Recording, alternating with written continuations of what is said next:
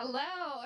Thank you so much for having me today. I'm so excited to be here. It's my first Future Proof, so I'm just really excited to share all the things. A little bit about me. Let's see, sorry, let me just make sure. Session today is 5 tips for successful M&A transactions. Perfect topic for me. I love the space. I live and breathe M&A all day. So really excited to get into it.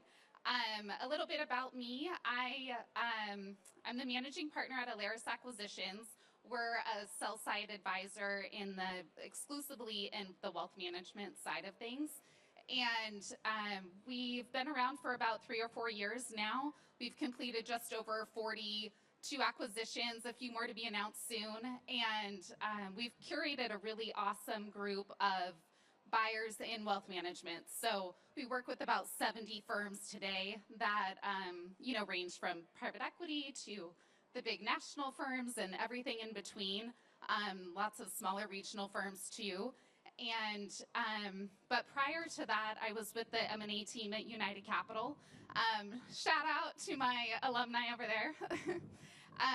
And on the M&A team, we did about 35 transactions that I worked on in the 5 years leading up to the sale to Goldman Sachs. So really interesting background there with firsthand experiences for when the fit is really perfect and how much advisors can really thrive when everyone's aligned.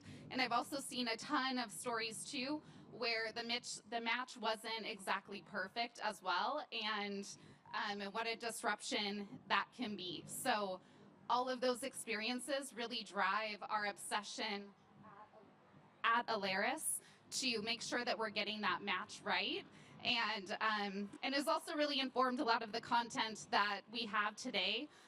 Just really going through what we've learned over the years and how to make a great, successful partnership. So with that, I'll jump right in.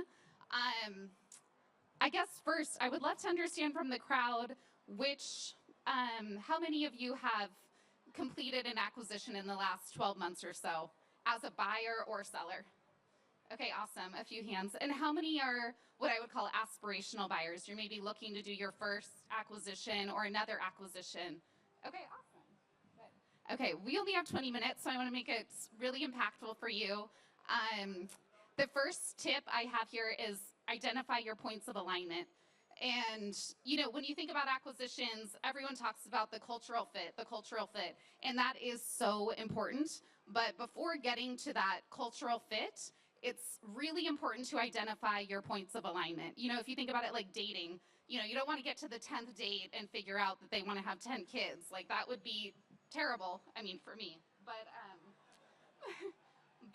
you want to find that out on date number 1. So points of alignment, these are things like structural items. These are things like your autonomy preferences, partnership preferences, that sort of thing. And if you're able to articulate those things, whether you're a buyer or a seller, to be really clear on that, get that out early, and then you're able to then get to the most important part, that cultural fit.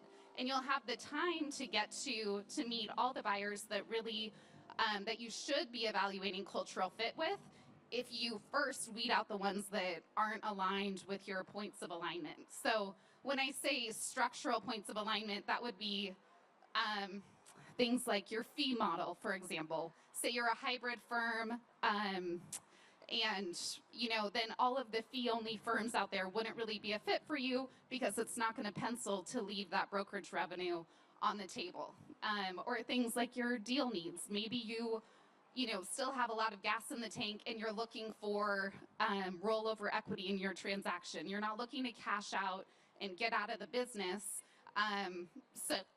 So firms that are doing cash-only deals, for example, wouldn't be a match either. And then getting into like your partnership preferences, that would be things that are closer to the end client. So like your client experience, investment management, expansion of services. Maybe you want to be able to offer tax prep and estate planning to clients, that sort of thing. And the big one there that I think causes a lot of concern is around investment management. Most of the big buyers, even smaller regional ones, they've developed some sort of investment management platform, and all different degrees of sophistication, but also all different degrees of the required adoption. So understanding from them, how much of this will need to be adopted day one versus how much of it is kind of there if you want it, and no real requirement to adopt the platform. And kind of understanding as a seller, how much change am I willing to undergo in the first couple of years when I join a new firm, and understanding what the expectations are. And then, let's see here, the autonomy profile, those would be things like control. What kinds of things do you want to have control over? Maybe strategic decision making. Do you want to have a seat at the table when they're bringing on a new private equity partner? Opportunities like that aren't generally available when you're joining a strategic national firm, and maybe that's totally fine with you. But just understanding what you want life to look like on the other side, and only connecting with firms that really meet all of those things. Perfect. Okay. So the second one here, keeping egos in check. I really contemplated doing the whole presentation on this one. Every single day it feels like egos can kind of get in the way of a good deal. So I have plenty of stories maybe for like happy hour. But I think the big thing for sellers is to be humble. You've created an amazing business. Otherwise, the buyer wouldn't be on the phone with you, right? But really try to refrain from saying, oh, I do that too. Oh, I do that too. We hear that all the time, and it's super off-putting. It doesn't, the reality is you may be doing something really well. You may actually do it better than them. It's impossible to say, but remaining curious and understanding how they got to 2 times bigger, 10 times bigger, whatever it might be, there are differences in what those firms are doing, and and just learning more about it and staying humble. That would be the advice. Now I know I have some of the national acquirers here in the room, so thank you for joining. I do have a bit of advice for you though, so don't shoot the messenger. But what I've really noticed on calls, I would say over the last 6 to 12 months, is just a lack of preparation. I think that the ego that comes along with, maybe you've completed, 10 deals, 20, whatever it might be, you get some confidence and think that you can wing it. And I'm here to tell you you can't. I think that you need to prepare, and it's just interesting to see offers that come in from larger firms that are maybe bid higher, but it's the personal connections with the founders of regional firms and the effort that they put into it, and they go visit and they prepare, and they're able to articulate the strategic rationale of why they want this firm to join them, and just really make everyone feel special. It really goes a long way. At the end of the day, we're all people. We want to do business with people that we like and trust and all of those things. So, perfect. Let's see here. So how to define your best deal? I guess starting off with a question, how many of you think that the highest initial valuation is the best economic offer? Nobody. Okay, good. That was the trick. I think you knew that. You felt that coming. But and that's right. I think there's so many elements of deals. Sometimes they're really unnecessarily complicated, frankly. Maybe that's why I have a job doing this stuff. But I really love to dissect offers when they come in, and I would challenge anyone to sit down with me, and I'd be happy to show you an offer that's maybe 3x higher than another one from an EBITDA multiple range, but how it's a worse economic offer for the seller and just shifting entirely too much risk to them.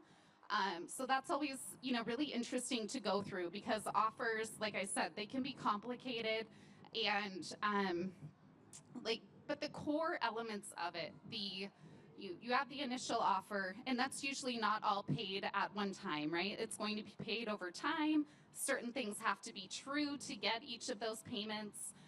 There might be rollover equity, understanding the buyer's growth trajectory, so many different things that go into it before you even get to cultural fit, which, so any one of those things, if you look at those in a vacuum, are, it's not representative of the entire opportunity. So it's really a balance of all of those things.